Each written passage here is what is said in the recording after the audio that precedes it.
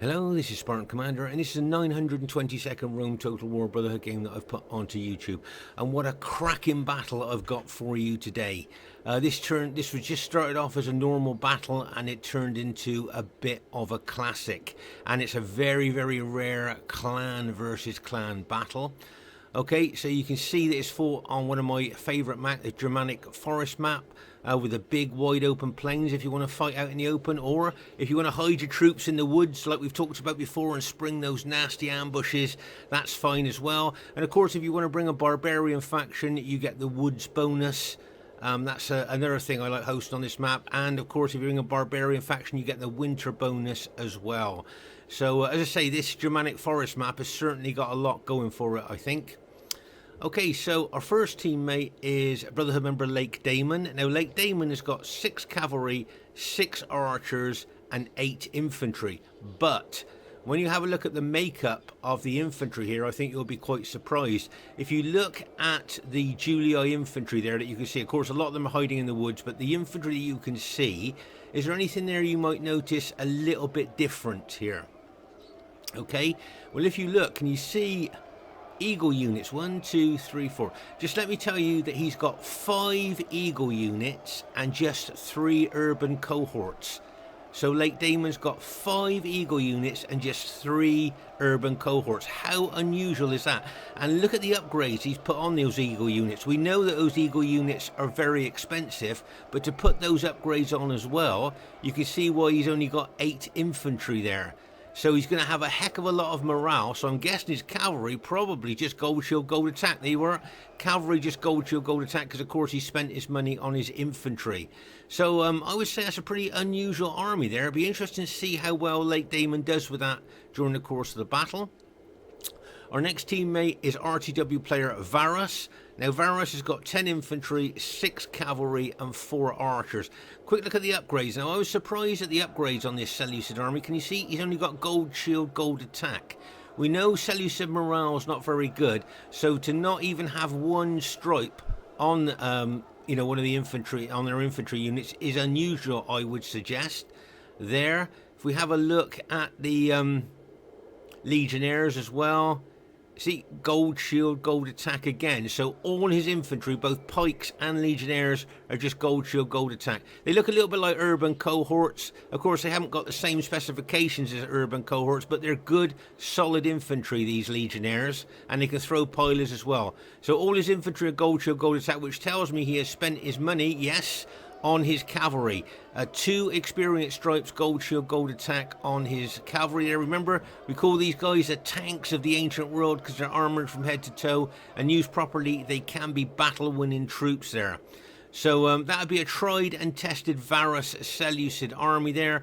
Remember that Seleucid is Varus's faction of choice, and he's really persevered with them.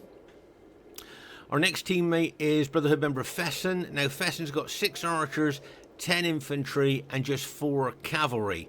Okay, so if you have a look at Fesen's infantry there, you can see that he's got a very cheap town watch unit that I'm guessing he's going to put as one of his forward piler shield units there. As long as they hold their ground, they'll soak up pilers as good as any other unit. And of course they got anti-cavalry spears as well. Now some of his infantry have just got gold shield, gold attack on, but this is possibly going to surprise you here. Other units of Fesen's, get ready for this, have got 8 upgrades on. 2 experience stripes, gold shield, gold attack. There you are, look. I think most of his infantry have got 8 upgrades on, 2 experience stripes, gold shield, gold attack. How rare is that to see that? There you are, look. Another unit there. As I say, most of his infantry units have got 8 upgrades on. Plus, he's got an eagle unit as well for extra morale. So make no mistake here, this infantry of his, this 10 infantry of his are pretty solid. So I'm thinking his cavalry, maybe 7 upgrades possibly. There you are. An experience stripe, gold shield, gold attack on his cavalry there. So there you go. That's a pretty tried and tested Fesen army. And of course he's got 6 archers there for extra firepower. And our last teammate is myself, Spartan Commander, who's bought the Carthage faction. Now I've got 16 Sacred Band Spearmen and 4 Slingers. Okay, 16 Sacred Band spearmen and 4 slingers and no cavalry. Okay, there's no cavalry in this Carthage army of mine. I just wanted to bring a pike, a spear-based army here to face who we're up against. So we've got quite a diverse team there. We've got Rome, we've got Seleucid, Rome, and Carthage. It should be a great battle for you to watch. And here is the other team. We have an RTW player who's called himself Bravo, but is in fact Greek Leonidas. Okay, now Greek Leonidas has got 14 pikes, 2 chariot archers, and I think 4 heavy chariots. I think that's what he's got there. Okay, so he's called himself Bravo, but it is Greek Leonidas. Quick look at the upgrades of his battle formation there. You'll see his first unit there, his Paglia shield unit, if you like. It's just got 2 upgrades. Of course, that's a unit that's going to take the Paglia damage, make first contact with the enemy, so they're going to suffer a lot of casualties. So his thinking there is he's not going to put a lot of money into that unit. The next line of pikemen there, I've just got gold shield, gold attack on there.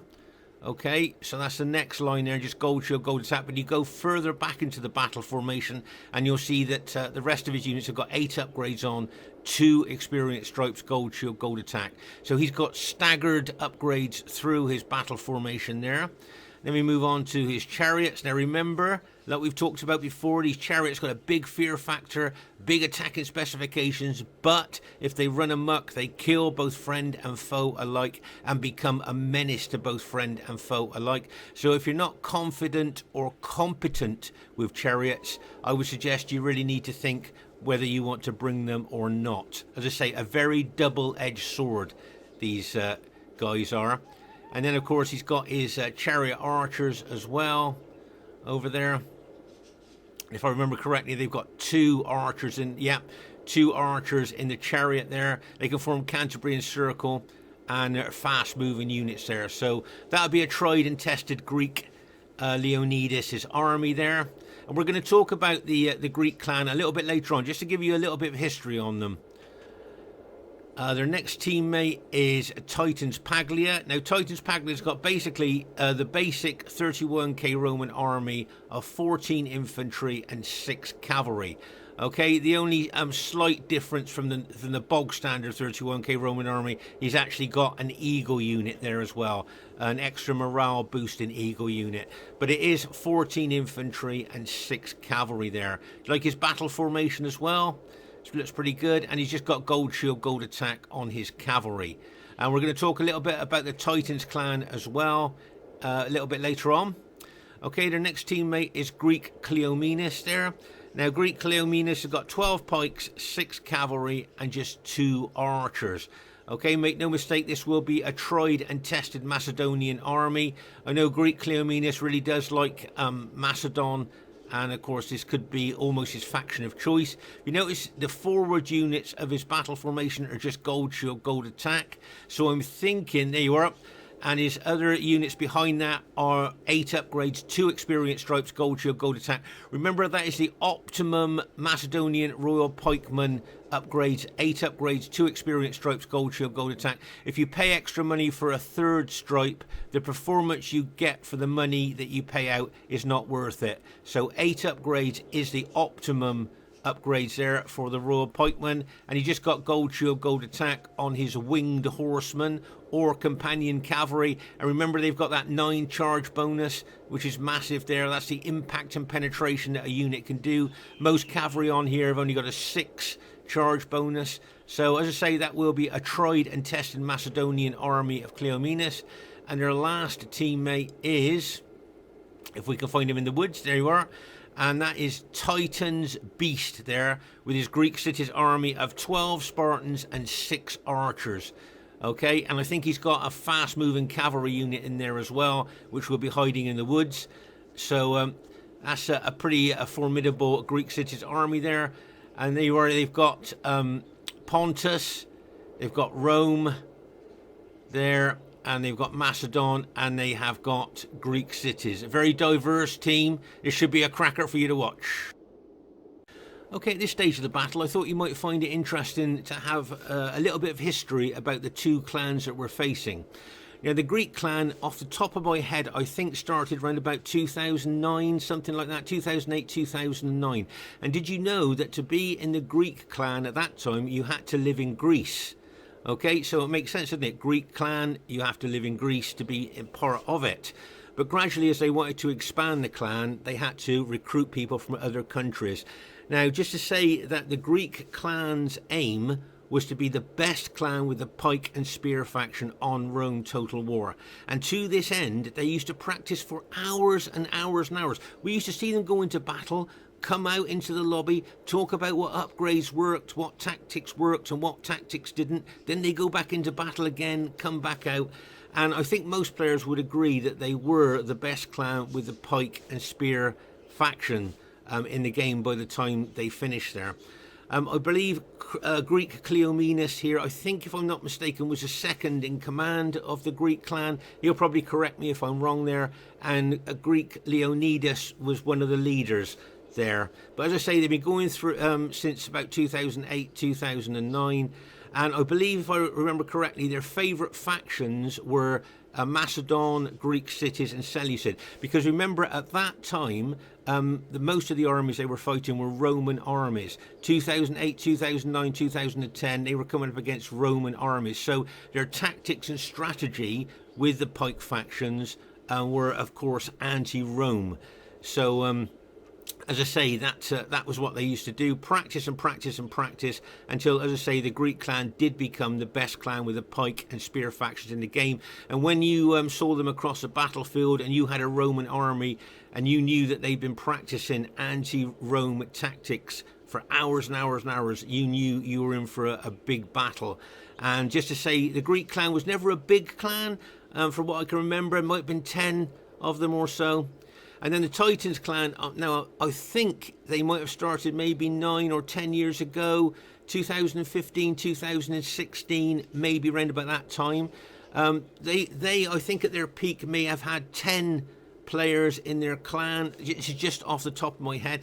Sadly, the only 3 that play regularly now are Paglia, Beast and Bubo. I believe those are the only 3 that play regularly now. But their clan was full of elite players. They would only recruit what they considered to be the best players. And sometimes they recruit somebody, and if they didn't like them, they would be kicked out. Make no mistake about that. The Titans are a very elite clan. They only like to recruit the best 31k players to the clan. And as I say, I think at their peak there might have been about 10 of them. But sadly, as I say, there's only 3 that play regularly. But they are all excellent players. They all love Rome Total War still after all these years. And it's, it's nice to see them on RTW. And it's always a great battle against the Titans. And here we've got 2 massive clans, the Greek and the Titans clan. Okay, so the scene is set. The troops are ready. Okay. So let's battle commence.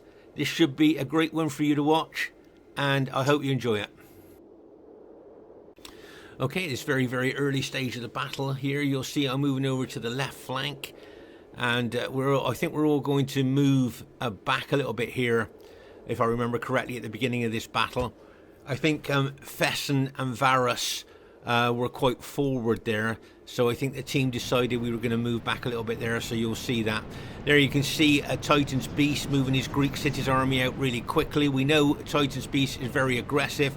In fact, we know the whole other team are very aggressive attacking players there.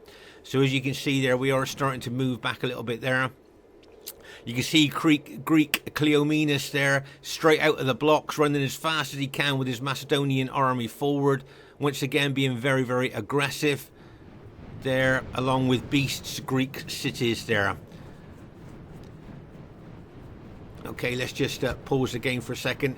Now, just to say, there was a heck of a lot of spear and pike factions in this game. Now, as we know, when you get a lot of 121-man pike units, it does cause some players' computers to lag.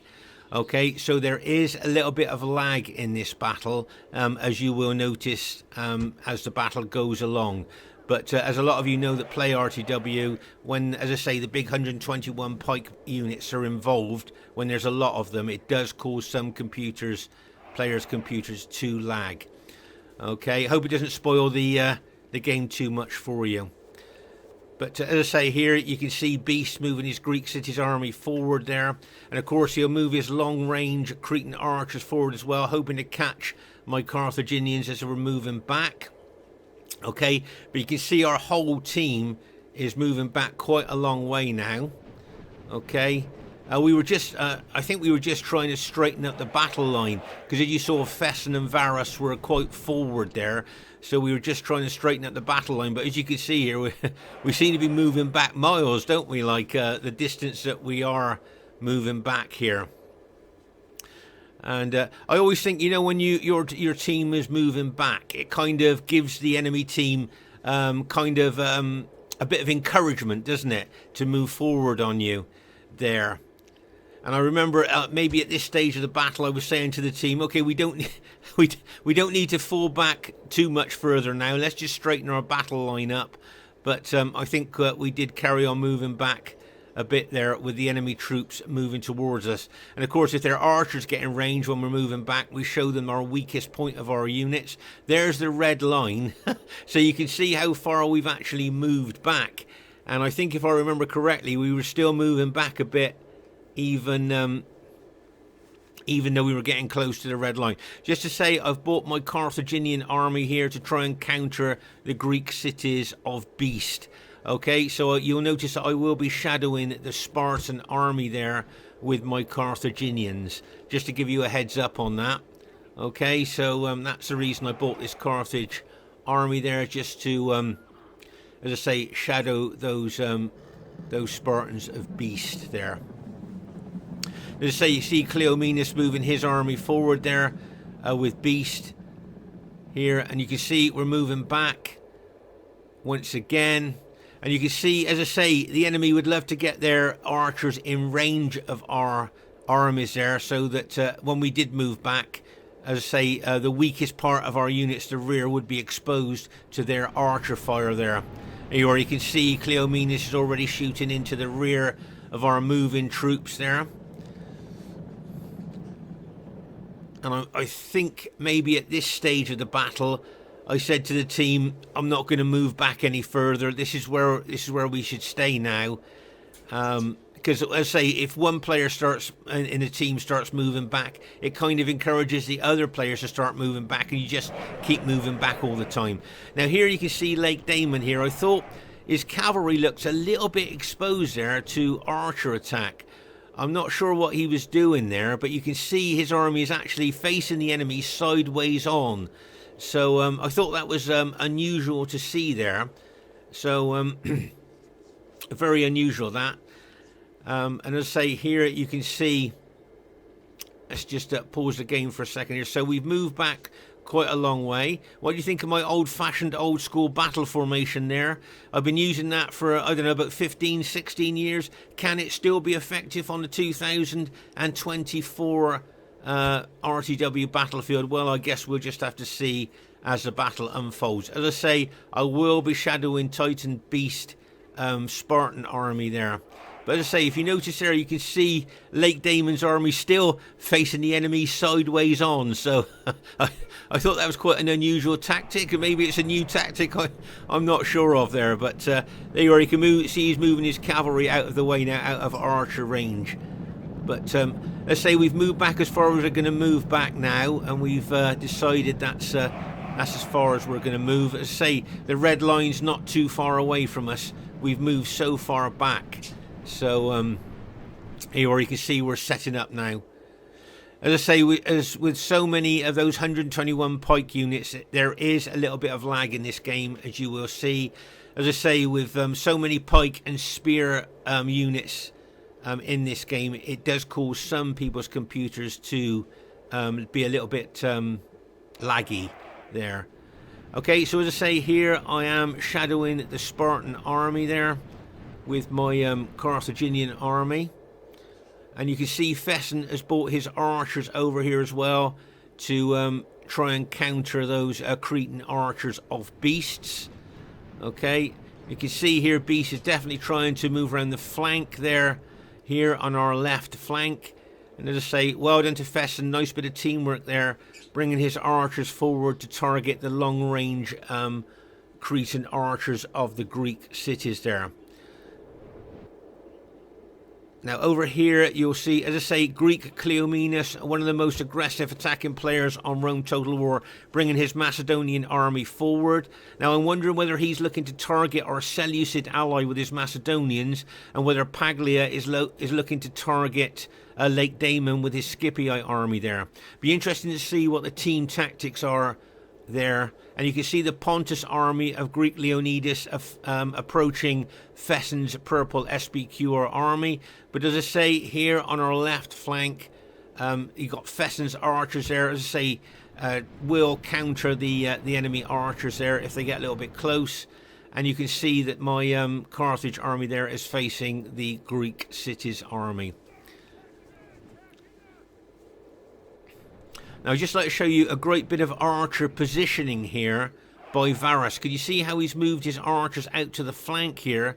So this will enable his short range or medium range archers to shoot into the flank of the enemy troops. Now all of a sudden, out of the blue, Lakedaimon here decides to attack the Macedonian pikemen there. Okay, let's pause the game for a second here. And as I say, remember Lakedaimon's army, very unusual. If you count here, that you've got 1, 2, 3, 4 and 5 eagle units. How unusual is that in a 31k Roman army, and only 3 urban cohorts? Very, very unusual, I would suggest to you. And as I say, you can see Lakedaimon being very, very aggressive there. Lots of arrows and pillars will be going into Greek Kleomenis' Macedonian pikemen there. You can see the pillars going in. It will be literally raining pillars onto those Macedonian pikes. And as I say, our archers will be trying to target them as much as possible. But as I say, Lakedaimon there all of a sudden decided to attack the Macedonians.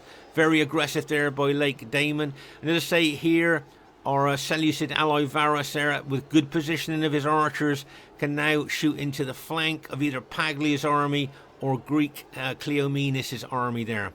Okay, you can see Paglia's cavalry, but he won't attack those archers because, of course, Lakedaimon's cavalry are right there ready to support those archers. Okay, over here you'll see that Varus is bringing his Seleucid army in to support Lakedaimon's infantry there fighting the Macedonians. And over here you'll see that Fesen's SPQR army is facing the Pontus army there. Nothing going on at the moment. And as I say, here you can see me moving my Carthage army over here to try and counter the Spartan army. Now just to say, as I said to a few RTW players, over the years I've got a little bit older, my reactions are a bit slower, and my concentration's not very good either. And what you're going to see over there could be a problem a bit later on. Okay, a few weeks ago somebody said to me they didn't think that chariot archers brought a fear factor to the battlefield. So they didn't think, they said to me that chariot archers don't bring a fear factor to enemy troops. So what I wanted to show you here, you can see here, these are chariot archers, and look at the reaction of my troops. Okay, frightened by chariots. Okay, so chariot archers do bring the fear factor to enemy troops. Okay, just wanted to show you that. As I say, someone said to me they didn't think that chariot archers brought a fear factor, but they certainly do. Okay, so as I say here, with me getting a little bit older and my reactions being a bit slower and my concentration not being very good, a mistake by me on this particular flank might cost our team the battle. Okay, you'll see what I mean in a minute. All right, so you can see that Beast has moved his Spartans round. Now I got a feeling Beast's going to move round even more to the flank of my Carthaginians. Okay, now if you notice here, I should be responding immediately with my Carthage army. Okay, so you can see Beast here trying to get round the flank or trying to hit the one flank of my battle formation, and I should be responding. I should have brought my army over here to face his army with my full battle formation, but because my reactions are a bit slow these days and my concentration's not very good, there you see I've lost the initiative there, and Beast has the initiative. Now look, he can smash into my troops. Look, before I'm even, look, I still even haven't moved yet. I still haven't moved yet, look. And they were finally moved. Look how slow my reactions were there to Beast's attack. And this could, now, if his army beats my Carthaginian army here, then, you know, this could have been a battle, you know, defining moment there with me being so slow. So now you can see Beast really attacking my Carthage army there before I'm really set to receive that attack. Plus, I'm getting shot by archers in the flank as well. So, as I say, slow reactions, not very good concentration, could cost our team the battle. Meanwhile, over here on our right flank, you can see Lakedaimon, backed up by Varus, attacking Kleomenis, his Macedonian pikemen, and Paglia's Scipii army there. Okay, but as I say, great positioning of archers here by Varus there, shooting his arrows into the flank of those troops there. So that's pretty good there. Just thought that was good, a good display of positioning of archers there. And as I say, this is a real tussle in the centre there between the pikes of Kleomenis and those red Julii eagle units of Lakedaimon. As I say, nice move there by Varus, moving in there to help out. Meanwhile, over here, it's a real tussle going on between Beast's Greek city Spartans and my Carthaginians here. And you can see, just look at the aggressive attacking there of Beast's Greek city units coming in onto my Carthage units there. So it's a real grind there. As I say, like I said, so sorry about the lag here, but as I say, with so many pike and spear units in the game, some people's computers do lag a little bit, and that's what's happened there. There's some more chariots coming over here, adding the fear factor to my Carthaginians there. Actually, I think my Carthage army is holding quite well, bearing in mind I was caught earlier there with slow reactions and poor concentration there. So as I say, if the Greek cities beat my army there, then we could be in trouble. There you can see a chariot unit's been routed there, which is good news for us. Got Fesen's cavalry here, you got Fesen's archers shooting into the enemy troops. I've got my slingers there shooting slingshots into the enemy troops as well. Make no mistake there, I think the slingshots there caused that chariot unit to rout. And I'll be targeting the enemy archers as well. So there's a lot going on the left flank, but over in the centre here and right flank, you can see a lot of action going on there. You can see, as I say, the pikes of Kleomenis there holding those Julii eagle units at bay, but you can see Varus bringing his pikemen in to try and back up those eagle units. Meanwhile, over here on our right flank, great bit of teamwork here by Lakedaimon and Varus there. Combining their cavalry and bringing their archers further around the flank to get even, you know, to get a better angle, even a better angle there onto the enemy troops there, backed up by their cavalry. Okay, there you are. That's where they'll be looking to shoot into the flank there. And as I say, with Lakedaimon's and Varus's cavalry there, the enemy team are not likely to try and attack our archers, or I wouldn't have thought they would have been anyway. But here you can see Kleomenis holding quite well here, and here you can see the Pontus pikemen now advancing onto Fesen's infantry there. Okay, so now you've got the long pikes of Pontus there engaging Fesen's infantry. Make no mistake, there will be loads of pilots going into these Pontus pikemen there from Fesen's army. Okay, meanwhile, over on our left flank here, you'll see that Beast is now withdrawing his Spartans there. Can you see? He's now pulling his Spartans back. So, my Carthage army did manage to hold on this left flank.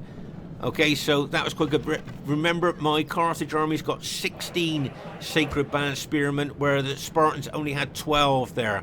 But the Spartans have got 2 hit points and excellent specifications. Now, to me, the main battle is over in the centre, now that we've stopped fighting over here on the left. So, to me, I need to get my Carthaginians over to the centre there to help my my allies. That's what I need to do. You can see Fesen taking his cavalry over there. Both our missile troops are still shooting in to the enemy troops there. Okay, now here you can see another great move here by Varus and Lakedaimon with their cavalry attacking Paglia's Scipii cavalry there. Nice hit.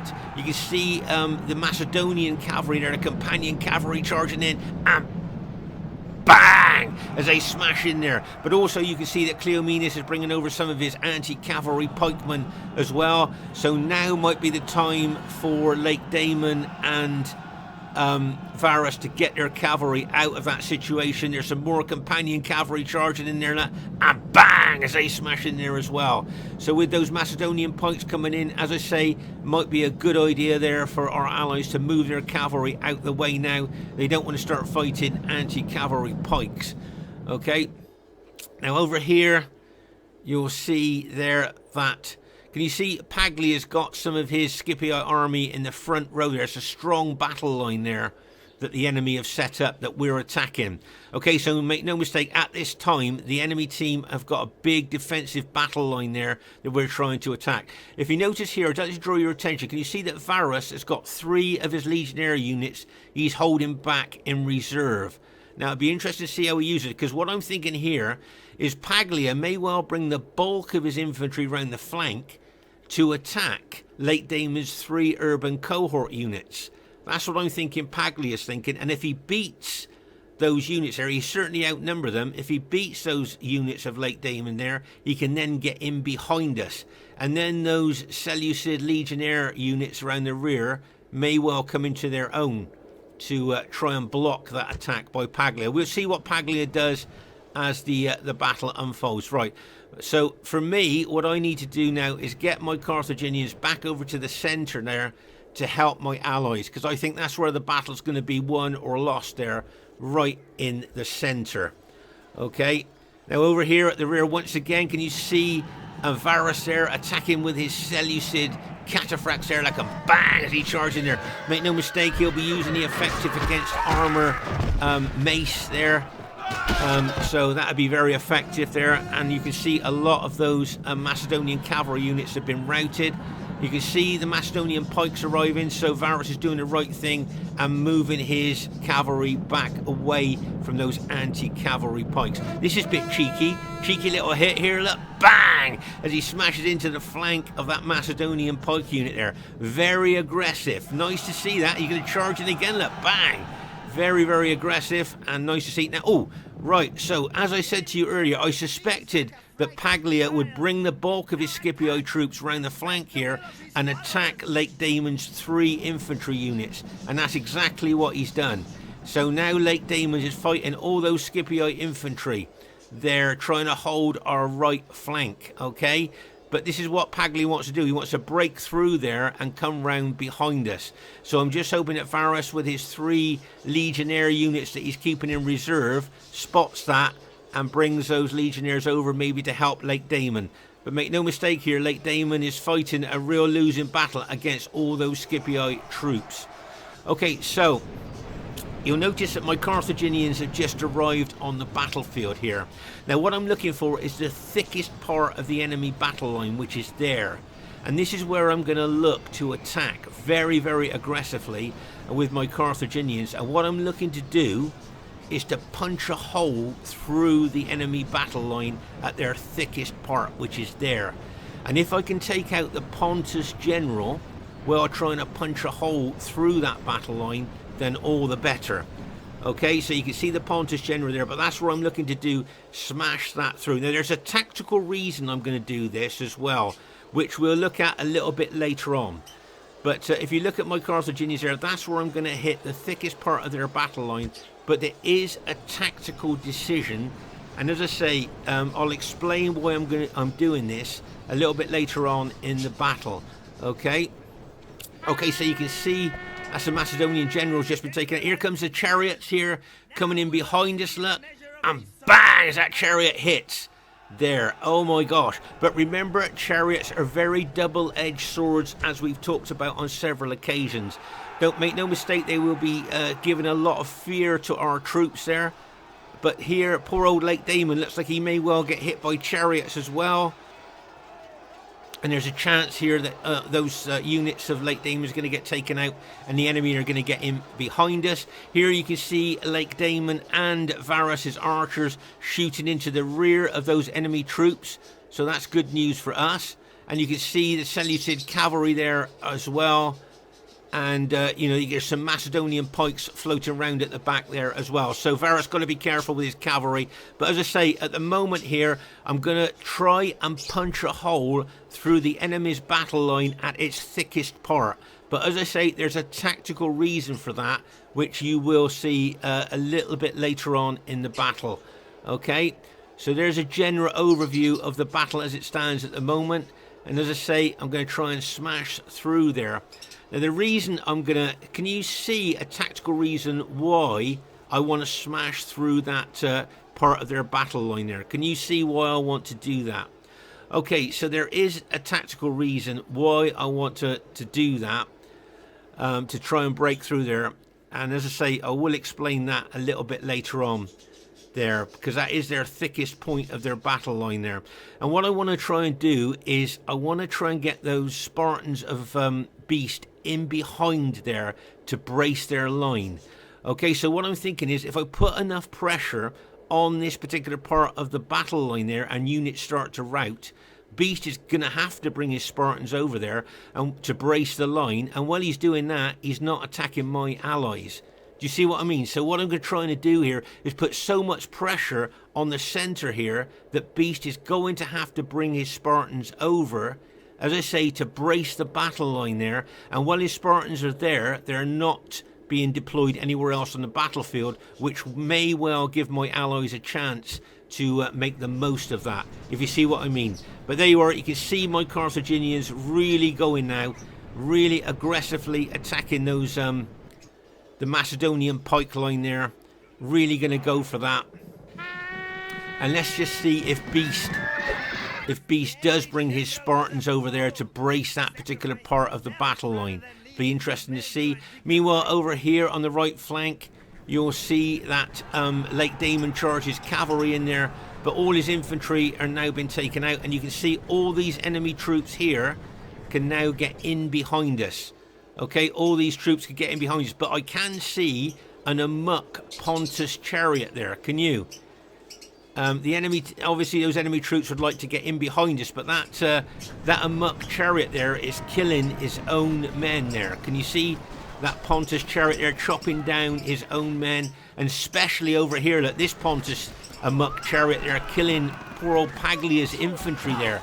Look how that Pontus chariot there is just chopping down Paglia's infantry. And it always looked to me that chariots in amok mode seem to be stronger than in normal mode, and the damage that he just caused to Paglia's infantry there will be considerable, and probably Paglia is saying a few choice words in front of his computer at the moment. But you can see Lakedaimon's general's been routed there, and those enemy troops will be looking to get in behind us. Okay, but here, as I say, I'm still trying to punch a hole through the battle line. And there you are. You can see that Beast now has brought his Spartans up to brace the battle line. Remember, he was over there. He's now brought them across here to kind of step into the breach. There you can see I'm really putting pressure on the center. So with his Spartans there, he's not deploying them anywhere else on the battlefield, which is good news for us. You can see here that Fesen's got his cavalry locked and loaded, maybe looking to smash into the rear of those engaged enemy troops there. So nice positioning of his cavalry there. But as I say, here my infantry there are going to try, as I say, to punch a hole through that enemy battle line there. And as I say, you can see that Beast was concerned enough to bring his Spartans in behind his allies there to try and brace the line there. So that's what I wanted to do there. And as I say, now Fesen here is really being aggressive with his SPQR troops, really aggressively attacking the enemy battle line there on our left flank. So well done to him. And there you can see the Spartans being actually bought in now. They're stepping into the breach of where my Carthaginians are making inroads into the enemy battle line. So make no mistake there. Let's just pause again for a second. The tactic is working, but here you can see that Paglia, very good tactical move here by him, is now got in behind us with his Scipii infantry. Okay, so nice move there by Paglia. Okay, over here you can see that Lakedaimon's archers there are still shooting into the rear of enemy troops. And look at this for a bit of cheekiness here, look. You can see Varus has got his archers really close to the enemy troops there, almost point blank range there as his archers are going to shoot in. And you see his archers are guarded by his cavalry units there as well, just in case enemy troops want to try and come out to attack his archers there. Nice move. He's got more cavalry back there. So let's say getting troops in behind the enemy battle line here is quite useful. And as I say here, this is a nice move by Paglia, getting in behind us here. As I say, I hope that Varus there is going to use those 3 legionary units that he's held in reserve to counter Paglia coming in behind us. You can see red Julii units of Lakedaimon there as well. So yeah, just as long as we can stop them coming around our rear, that would be good. But here, as you can see, Fesen really pushing in to the enemy troops there. Really pushing in. It's almost looking like he's breaking the enemy left flank there by just sheer weight of numbers as he's moving forward. You can see my Carthaginians still moving forward. I'm tapping on each unit. Attack, attack, attack here. Trying to, as I say, punch a hole through there. I'd like to kill the Greek cities general. Can you see the Greek cities general is very exposed there as my Carthaginians move? I think that's the Pontus general has just been taken out. Okay, so that's taken away general morale bonus from the enemy team. And straight away you'll see a few enemy units are starting to rout there once that general unit had been taken out. So they've lost the morale bonus from that general unit there. As I say, here you can see Paglia moving around, and hopefully our allies are going to counter that attack. And here you'll see there are all these enemy troops here. Look, Pontus, Macedon and Scipii there, all moving in on it. Now this is bad news for us. Can you see 4 Seleucid pike units there have been routed by the enemy team? Oh my gosh. So you can see they're looking, I think, to try and roll us up from right to left here. Just looking at the attack that they're throwing in there. But as I say, I think Fesen's doing really well on the left flank, really pushing in there. And as I say, you can see my Carthaginians have made good inroads into the enemy troops. Even though the Spartans have been brought into play there, you can see that as well. As I say, there is a bit of lag in this game, as you can see there, and I think sometime during the battle it kind of seemed to have locked up a little bit here, as you may well see. But as I say, this gives you a chance to have a real good look around the battlefield. If you notice in behind the enemy troops, you'll see that Varus has got his Seleucid cavalry and his archers in behind. And as I say, my Carthaginians still pushing forward as much as they can there. And as I say, Fesen doing really well there on our left flank, pushing in on the enemy team there. But there's like a general view of what's actually happening at the moment there. As I say, if you look at the rear, you'll see the red Julii archers there of Lakedaimon shooting into the rear of the enemy troops there, so he'll be causing a lot of casualties there. And as I say, Varus there with his cavalry and archers in behind the enemy, I think that's a really good tactical move there by Varus. Okay, he's lost most of his pikes. Okay, as you can see there, he's lost most of his pikes, but positioning his cavalry and archers in behind the enemy team, I think, was a great move. And as I say, you can see Lakedaimon's archers. Make no mistake, they will be causing a lot of casualties to the enemy team there. And as I say, my Carthaginians there trying to push forward there, trying to break through there, punch a hole through the enemy battle line there at the same time. And as I say, that tactic did work. We did manage to bring the Spartans into this particular part of the battle line there. And as I say, I tried to draw them in there, and that hopefully will allow my allies to take advantage of that. And as I say, you can see Fesen here done very well, routed a lot of the units there, and may well now start attacking from left to right as I'm pushing forward into the enemy troops. So that'd be pretty good. As I say, with all the pike units that we've got in this game, it has caused a little bit of lag. So I hope the lag hasn't spoiled it too much for you there. But nice positioning of, as I say, Fesen's SPQR units. What I'm going to do, I'm going to keep pushing forward. And I'm thinking Fesen's here is going to charge in from the left flank there. We've got Varus's infantry and, his archers and cavalry in behind, ready to charge. And you'll see the Greek city's general has placed a couple of units there to face the Seleucid attack coming in. So it'll be interesting to see what happens. You can see Paglia here coming in from the right flank there. So that's looks quite an aggressive move there by the enemy team coming in. As I say, sorry about the lag in this game. It did cause a few problems in the game.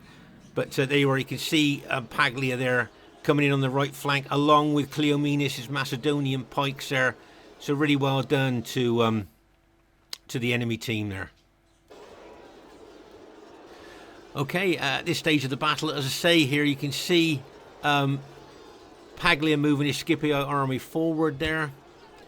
And you can see Varus there has brought those couple of legionary units over to counter. Here you can see Fesen has lined his SPQR infantry up. It wouldn't surprise me if he charged forward there. There you are. A nice charge forward. You can see the Greek city's general has been routed there, and bang! As Fesen's SPQR infantry smashes into the enemy flank. You'll see my Carthaginians still moving forward into the enemy there. And over here you can see that Varus has got his cavalry in behind the enemy Scipii troops. It wouldn't surprise me if Varus actually went for Paglia's general unit there. There you are, you can see the rear of Paglia's general unit, very battle damaged. Just watch out for Varus's cavalry, as I say. It wouldn't surprise me if that's where he's going to strike. That'd be a good tactical move. As I say, he's got his legionnaires there, he's moving forward. Right, there you are, there goes Varus's cavalry, and bang! As he smashes into the rear of Paglia's general unit there. Nice hit there by Varus. And you can see a lot of... in fact, I think Paglia has just admitted defeat there. And I think it looks like our team has managed to go on to win the battle there. So...